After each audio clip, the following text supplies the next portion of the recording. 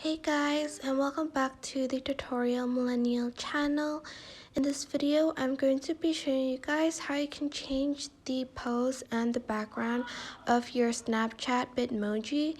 So go to your profile page on the top left corner of your screen, and then you are just going to select up here, and then on your Bitmoji above here, and then press pose and background, and here you can change the background of your Bitmoji.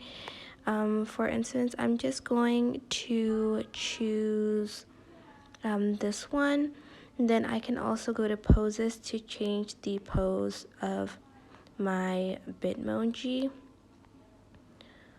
For instance, something like this, and I like this one.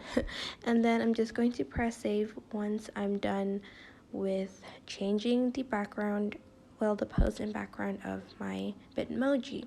And that is basically it. I hope this tutorial was helpful for you guys. Don't forget to like, comment, share, and also subscribe to this channel if you haven't done that. If you have any questions, just leave it in the comment section down below, and I will try my best to answer them all. Thank you so much for watching. Bye.